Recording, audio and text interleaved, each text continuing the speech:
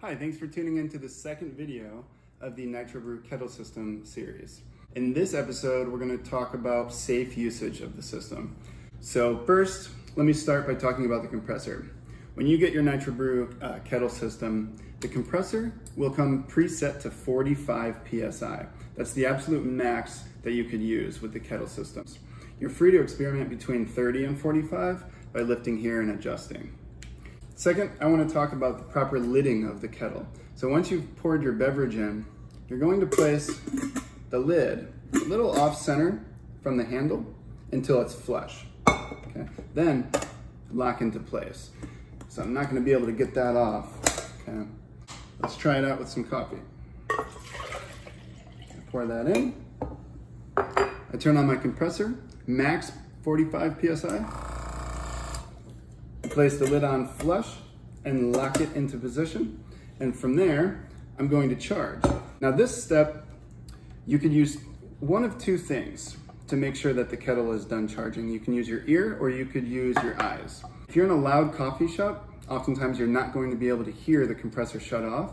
And sometimes if the compressor is stowed away out of sight, you're not going to be able to watch the gauge until it reaches your desired PSI to know when you're done.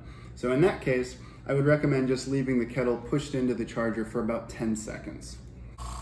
So you could hear the compressors running. I could see that it's getting up to my desired PSI. And just like that, shuts off automatically. Next step is safe handling of the kettle. To make sure that we don't damage the handle, we want to use two hands on the kettle to shake the beverage after you charge it.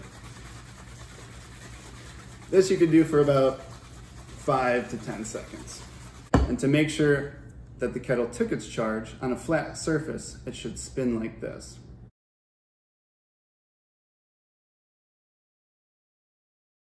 When we dispense, we want to dispense upside down.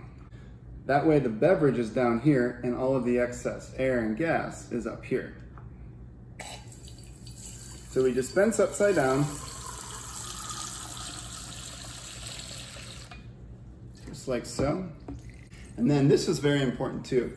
We want to go over a sink